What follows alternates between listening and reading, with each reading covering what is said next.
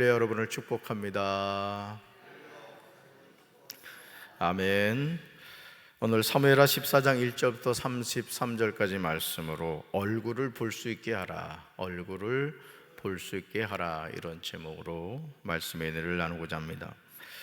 다윗은 아들 암논이 이복누인 다말을 성폭행했음에도 불구하고 그에게 죄를 묻지 않았습니다. 결국 다말의 오라버니인 압살롬은 암논을 죽입니다. 다윗은 자신이 한 가정의 가장으로서 마땅히 해야 하는 역할을 하지 않고 책임을 회피한 것입니다. 이런 다윗의 태도로 말미암아 가정에 평지풍파가 일어나게 된 것이죠.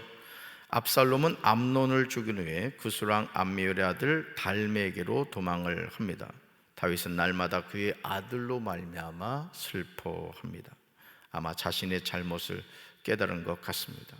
만약 다윗이 한 가정의 가장으로서 아들 암논이 이복누이 다말에게 한 행동에 대해서 분명한 책임을 물었다면 압살롬도 암논을 죽이려고 하지는 않았을 겁니다. 그러나 가장의 역할을 하지 않고 머뭇거리면서 압살롬은 원한에 맺혀 원수를 갚은 것입니다.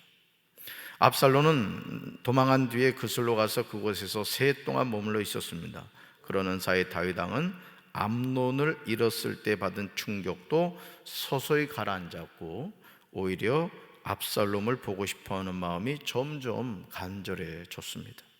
다윗 왕의 마음이 압살롬에게로 향하는 줄을 수리아의 아들 요압이 알았습니다. 그래서 2절과 3절에서 요압이 드로아로 사람을 보내어 거기에서 슬기로운 여인 한 사람을 데려와서 부탁을 하였습니다. 요압은 그 여인에게 할 말을 일러 주었습니다. 드고아에서 온 그 여인은 다윗 왕에게로 나가서 얼굴을 땅에 닿도록 엎드려 절을 한 뒤에 자신을 살려달라고 애원을 합니다. 그러면서 사무엘하 14장 5절부터 7절까지 자신이 처한 상황에 관하여 이야기하는 것을 보게 되죠. 드고아 여인의 말을 들은 다윗은 집으로 돌아가라고 하면서 자신이 이 일을 해결해 주겠다, 이렇게 약속합니다. 그런데 한나라의 왕인 다윗의 말을 분명하게 들었음에도 드고아 여인은 계속해서 간청하는 것을 보게 되죠. 먼저 11절 상반절 같이 읽습니다.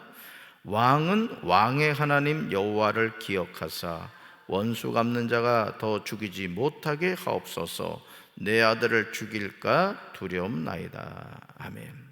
분명히 집으로 돌아가라, 내가 해결해 주겠다, 이렇게 약속했음에도 불구하고 계속해서 뭔가 이야기를 하죠. 그러자 다윗은 그녀에게 약속합니다. 11절 하반절 같이 읽습니다. 여호와께서 살아계심을 두고 맹세하노니 내 아들의 머리카락 하나도 땅에 떨어지지 아니하리라. 아멘. 이제 드고아 여인은 다윗 왕에게 감사하면서 자리를 떠나야 할 것입니다. 왕이여 감사합니다. 저에게 일어난 일에 대해서 이렇게 신속히 해결해 주셔서 고맙습니다, 이렇게 이야기하고 떠나야 할 것입니다. 하지만 그녀는 12절부터 17절에서 다시금 다윗에게 무언가를 말하고자 합니다. 물론 요압이 넣어준 말이죠. 드고아 여인은 13절에서 왕께서 죄 있는 사람같이 되심은 그 내쫓긴 자를 왕께서 집으로 돌아오게 하지 아니하심이라고 말합니다. 이어지는 사무엘하 14장 14절에서 드고아 여인은 다윗 왕에게 모든 사람들이 맞이하게 되는 죽음이 무엇을 의미하는지에 대해서 자세하게 설명하고 있습니다. 그러니까 조금씩 이제 요압이 이 드고아 여인을 통해서 뭘 이야기하고자 하는가를 알게 되죠. 14절 같이 읽습니다.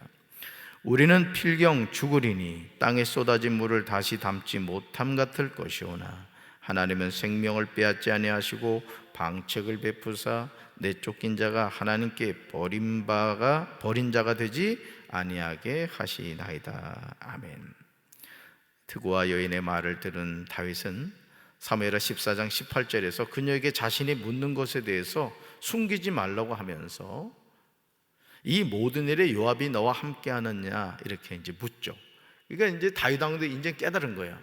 이게 정말 말하고자 하는 진의가 따로 있구나, 이제 그걸 깨달았다라는 것이죠.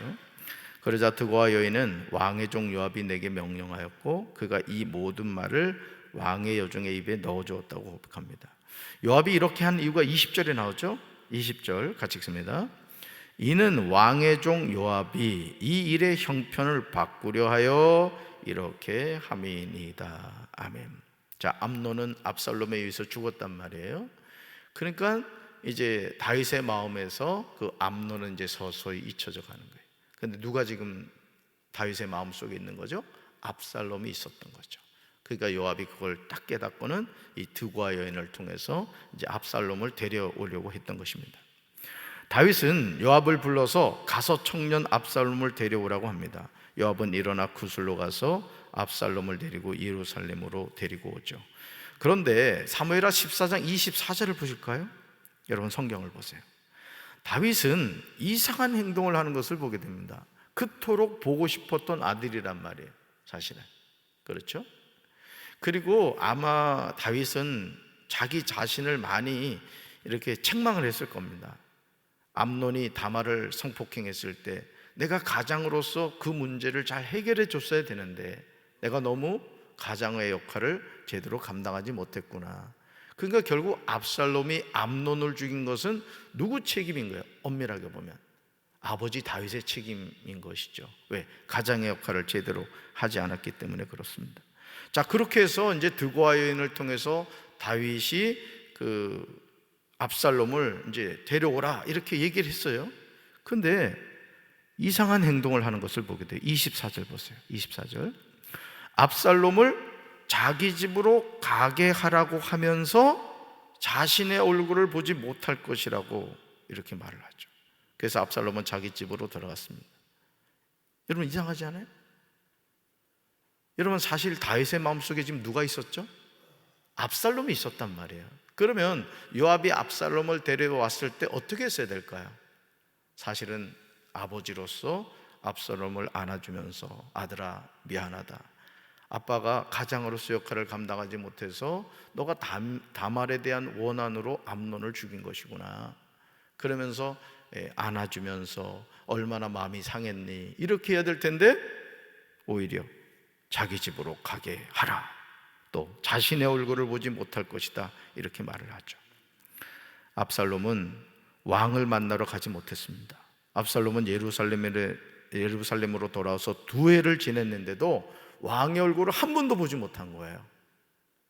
정말 무심하죠.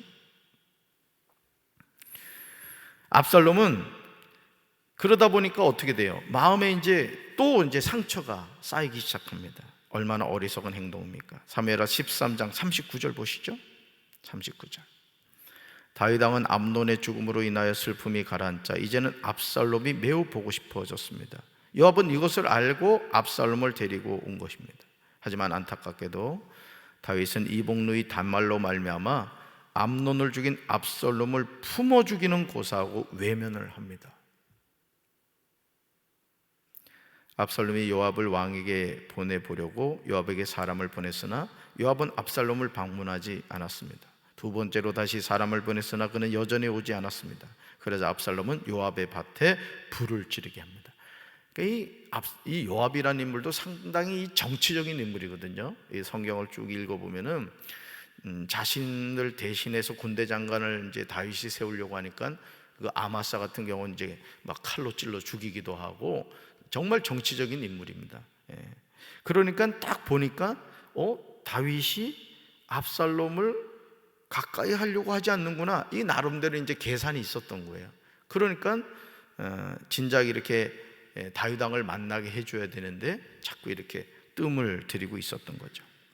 요압은 압살롬의 집에 와서 어찌하여 자신의 밭에 불을 질렀느냐고 따집니다. 그러자 사무엘하 14장 32절에서 32절 보세요. 여러분 성경.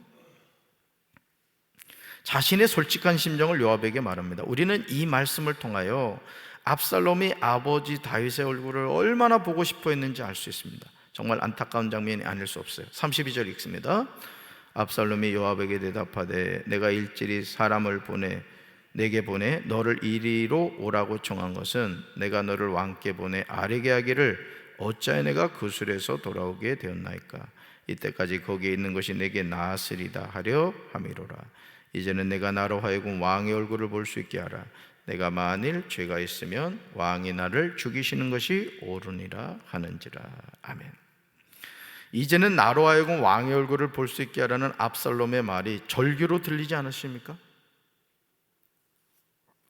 다윗의 아들인 압살롬은 자신이 형 암논을 죽인 것이 죄임을 알았습니다. 그러나 압살롬을 더 괴롭게 한 것은 아버지 다윗의 철저한 외면이었어요. 결국은 이후에 성경 말씀을 읽어보면 압살롬이 이제 구테타를 일으키는 거죠. 왜요? 아버지 다윗에 대한 분노가 가득 찼었던 것이죠.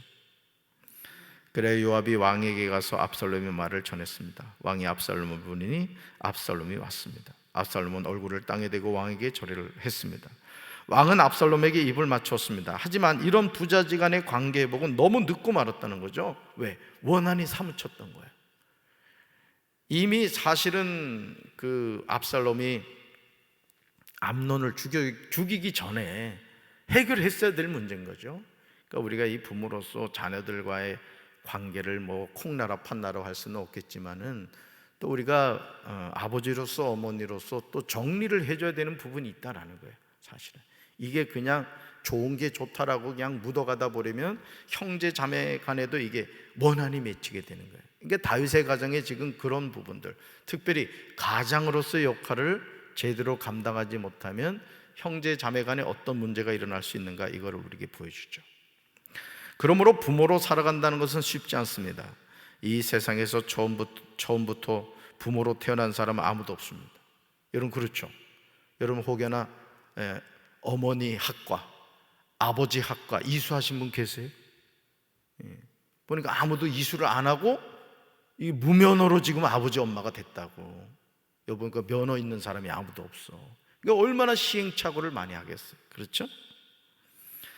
우리는 누구나 초짜 부모입니다. 그래서 시행착오를 많이 하죠.